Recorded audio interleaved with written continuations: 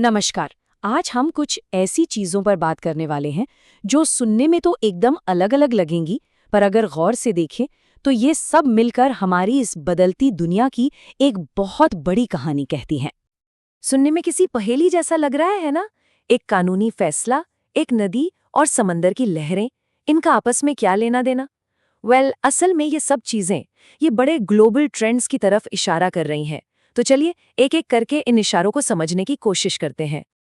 तो सबसे पहले बात करते हैं हमारे प्लैनेट की, हमारे ग्रह की। देखते हैं कि वो कौन से सिग्नल्स हैं, कौन से संकेत हैं जो हमें मिल रहे हैं।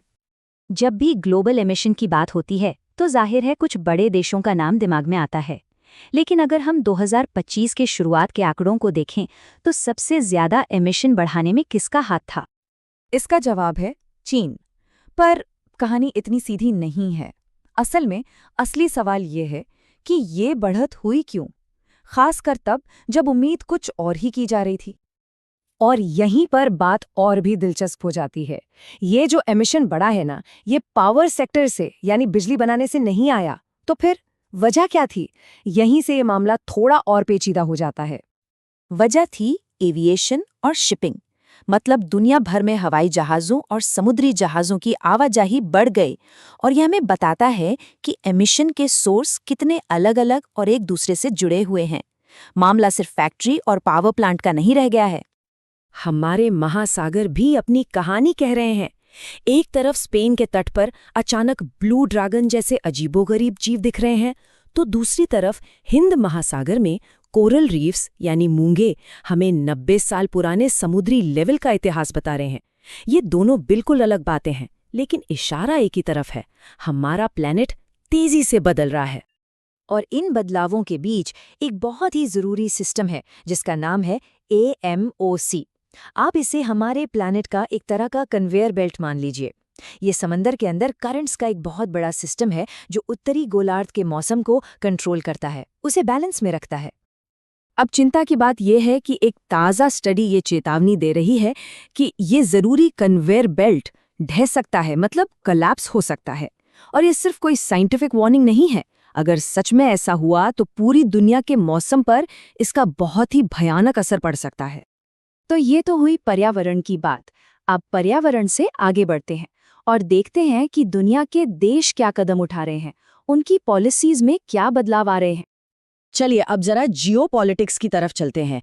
एशिया में एक बहुत बड़ी ताकत अपनी दशकों पुरानी पॉलिसी को बदलने जा रही है। सवाल ये है कि जापान का टारगेट है कि वो 2027 तक अपने डिफेंस बजट को जीडीपी के 2% तक ले जाएगा। ये एक बहुत बहुत बड़ा बदलाव है क्योंकि दशकों से जापान की पॉलिसी शांतिवादी रही है और इस एक कदम से पूरे एशिया का पावर बैलेंस बदल सकता है। अच्छा, अब जापान से चलते हैं एक और पावरफुल देश की तरफ। यहाँ एक कोर्ट के फैसले ने प्रेसिडेंट की ताकत, खासकर इकोनॉमिक पॉलिसी से जुड़ी ताकत की सीमाओं को फिर से तय कर दिया है। तो हुआ ये कि पूर्व राष्ट्रपति डोनाल्ड ट्रंप ने कुछ टैरिफ लगाए थे। इस फैसले को कोर्ट में चैलेंज किया गया और आखिर में कोर्ट का फैसला आया कि उन्होंने 1974 के ट्रेड एक्ट के तहत मिली अपनी शक्तियों का, कह सकते हैं कि, उल्लंघन किया था। ये एक बड़ा उदाहरण है कि कैसे किसी देश का लीगल सिस्टम सरकार की ताकत पर भी लगाम लगा सकता है। तो चलिए अब दुनिया भर की बातों से हटकर अपने देश भारत पर फोकस करते हैं। यहाँ हमें एक ही सिक्के के दो पहलू देखने को मिलते हैं। एक तरफ चुनौती है तो दूसरी तरफ जीत भी। ये है घग्गर नदी। इसे अक्सर दुख की नदी भी कहते हैं क्योंकि इसमें बाढ़ बहुत आती है। ये नदी पंजाब के मालवा रीजन से निकलती है और इसकी बाढ़ को कंट्रोल करने में हरियाणा का कौशल्या डैम बहुत ज़रूरी रोल प्ले करता है। तो ये तस्वीर है एक एनवायरमेंटल चैलेंज की।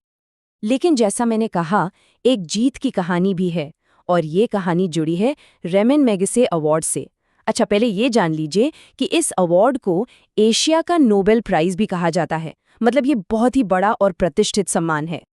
और हाल ही में भारत का एक एनजीओ सेवा यानी कि सेल्फ एम्प्लॉयड विमेंस एसोसिएशन इस अवार्ड को जीतने वाला पहला भारतीय एनजीओ बन गया है।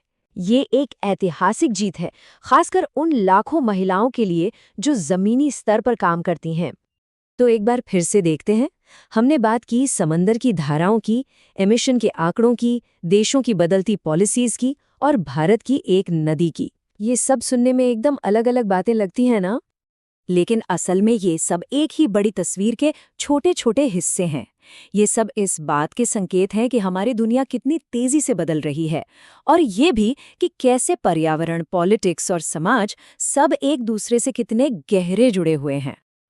तो सवाल ये उठता है कि अगर ये आज के संकेत हैं, तो कल की सुर्खियां हमें क्या कहानी सुनाने वाली हैं? और इन संकेतों को समझकर हमें आने वाले कल के लिए क्या तैयारी करनी चाहिए? ये एक ऐसा सवाल है जिस पर सोचना हम सब के लिए जरूरी है।